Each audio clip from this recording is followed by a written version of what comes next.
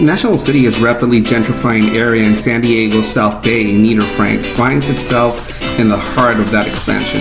Once a quiet storefront on the block, it's now next door to a recently opened market on 8th, now part of a growth effort that's helping to breathe new life into the sleepy area. What Niederfrank lacks in modern technology and gadgets, it gains back in quality, thanks to its preservation of old-fashioned ice cream making techniques. Everything is made from scratch, in-house, using equipment dated back to 1948 when the shop first opened. These days, they churn out over 60 ice cream flavors, plus 25 sorbets, all 10 gallons at a time. The idea is that small batches lead to better taste and texture.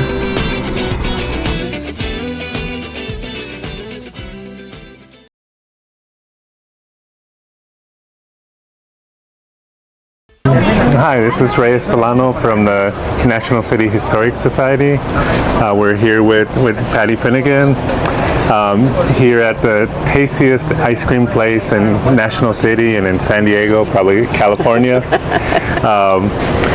And so, can you tell us a little bit about Niederfranks? Niederfranks was started by two brothers. They were both teaching agriculture over in Iowa and Missouri, and after the war, in 47-ish, they came out to San Diego because what better place to make ice cream in the world than San Diego. So they landed here in National City, opened the shop in 1948, and 76 years later, we're still using the same original recipes and actually the same machine they used.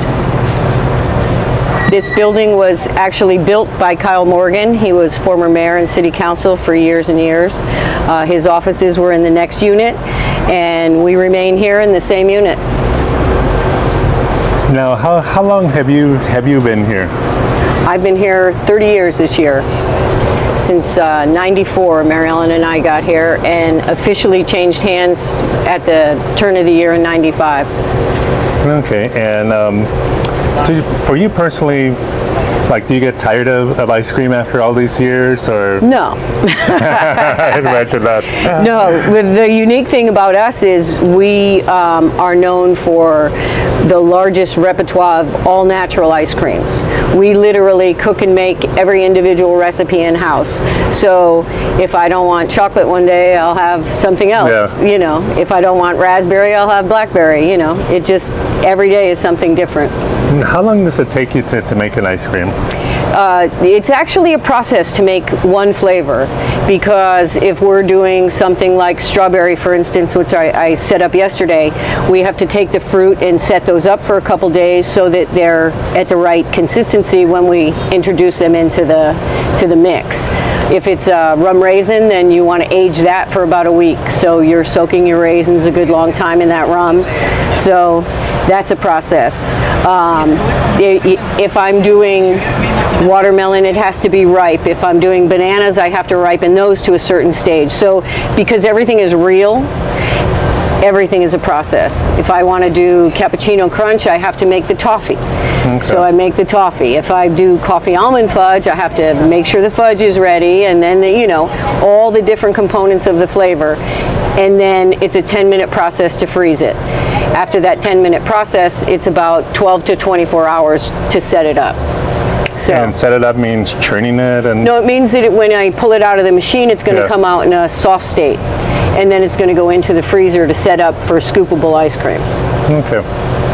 Now, my wife asked me to make sure I didn't leave without buying the coffee ice cream. But I noticed you have 3 different type of coffee ice creams. Right, and then we do more. I do, in the holidays, I'll do a pumpkin latte, which is excellent.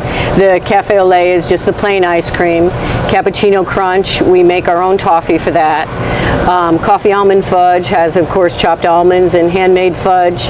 And then we do the Kahlua. That's coffee and rum. And we do mini chocolate chips in that one. So. Now, how come when I go to the market, I don't see your ice creams there. That's a whole different monster to package and supply and do all of that. I don't have the facility to do that. We literally make every individual flavor. I can't do on that scale what we create here. Yeah. That would be machines and tubes and that would require preservatives or? probably. I don't know. Ice cream holds up if it's maintained at the right temperature, but when it's transported and it's in a truck and it's this and it's that and it's the other, if the freezers don't stay up, there's all kinds of stuff which just deteriorates your quality. So to do what we do, we stay at this size. Okay, perfect. Well, can we try some of your ice cream? Sure. These pictures, that looks, is that you? That was me. Those were 1995, I believe. One of the local photographers for the Star News actually took those. He and his girlfriend came in and took a bunch of black and whites. We had those exact photos hanging in, we had a Chula Vista store for a while. So that was just to kind of give people a feel for being at the factory, like you were looking in a window at us back in the day. And these are the actual devices that you use? That's what I still use today, yep. We still use the ice cream maker. Elmer bought that used in 1948. And that marbler there where we're introducing the marble and the ice cream together, that was custom built. David Allen and Elmer Niederfrank built that to do exactly that. Anything that we marble, be it fudge or fruits or anything in, is all hand cranked. Well, that's nice. Okay, so can we try some of the? Of course. What do you like to try? Let's do this. Okay. We're always environmental, so wooden taster sticks. Okay, so let's see. Number one seller. Start number one there. seller. All right. This is our golden pistachio. No artificial food colors. So that is our pistachio ice cream. That tends to be our number one standalone flavor. Oh, this is delicious.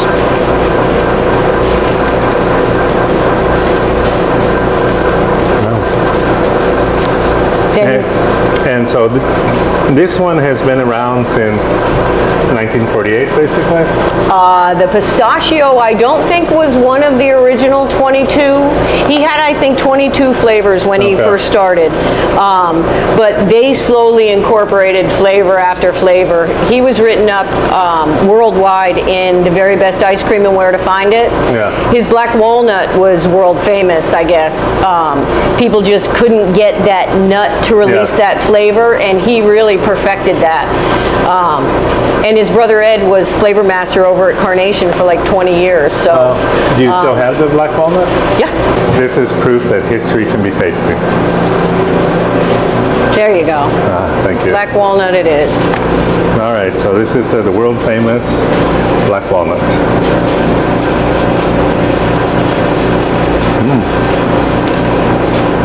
Wow. Yeah, this is wonderful. Thank you. Now, can I try your favorite ice cream? Well, your most recent favorite ice cream. All right, lunch. Okay. This is lunch. This is what I do. And I usually do it on this.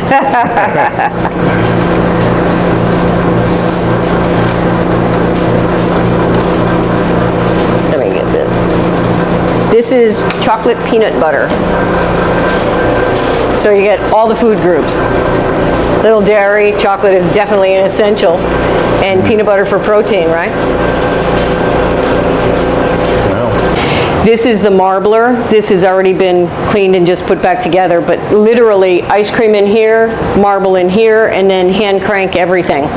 So it just gets hectic in the summer, so just kind of a mess. Yeah. And then people always want my scoopers. These are all pretty much antique now. They don't make these anymore. What I have to find is someone who will make me the springs, because I'm starting to run low on springs. When the company went out of business, they told me, and I bought a bunch of springs, but you do go through them. So I got to figure out how to get those machined. That'll be my next endeavor. But they're just the best because you can just scoop and. And then that's the instant freezer? This is the ice cream maker. Yeah. Okay. This takes that tank over there at the bottom, sits up on top. So this was high production when it was built because you could keep your next batch poured. Yeah. So then you're running a batch, you pull it out, and then this will drop it down in for you. So the next batch is ready and you can just kind of keep going. But these blades and another set of blades in the center. So there's 6 blades, the 4 go in one direction and the 2 counter go. And all it is a whip. It's literally just a whip. And the only difference between this and the old-fashioned White Castle that you used to have to crank is there's a chain that does it for you. Literally, that's it. Just a set of gears and a chain. So nothing like nowadays you get that ice cream that just kind of collapses and you get those crystallines. This is just a natural whip. You have to have a whip to have ice cream, kind of like a cake has to rise. Yeah. But you don't want to be blowing air in and forcing it and stuff. This is just what you do and it freezes up in about 10, 12 minutes. Wow. Yeah. So he's a solid Colorado spruce. Wow, so it's carved out of a single... Yeah, that's one single piece. And you can see he did all of the detail, even the back of the head and the back of the dress. And wow. But somebody chomped him, and then somebody carved his knee, and he is now highly protected. I get offers on him.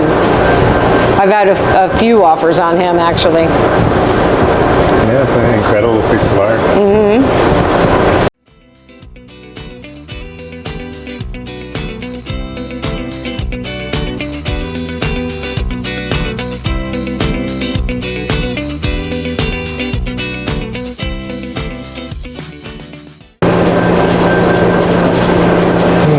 How do you promote your business? Just word of mouth, or do you do? Word of mouth has sustained us. We look at each other and go, how do you advertise something like this? I would have to do countywide ads or something like. I have people who come from LA. I have people who come from Boulevard. I have people who come down from the Bay Area. And nationwide, because we have had nationwide coverage, we're a stop on their tourist to-do list, you know. So we've just been very, very lucky with all of that. But my Instagram is shaky at best. My daughters occasionally will help me out with that. Like, I make ice cream, that's what I do. Yeah. So I think if you just stay focused and do what you do and they know what to expect when they get here, they just keep coming. They bring their families, they bring their kids, their grandkids. You know. And by now they're the grandkids. Right. Yeah. Like, so, yeah. I just had a family, they literally grew up down the street. I knew the girls, I knew their mom before they were born, and now they're having babies and bringing the babies. So it's just, I don't even know how to describe that part of it. It's really the best.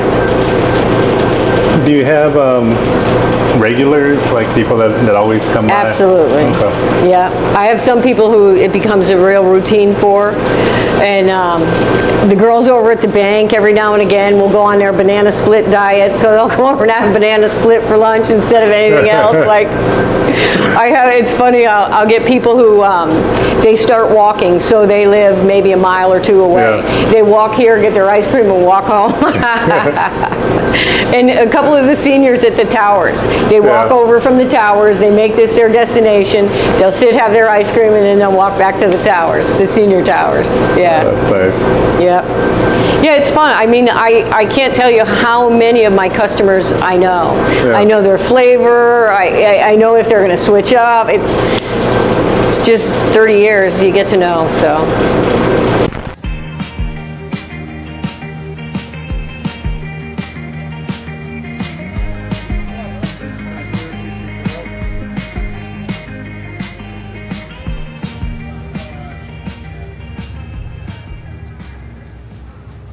How long have you guys been coming here for ice cream? This is my very first time.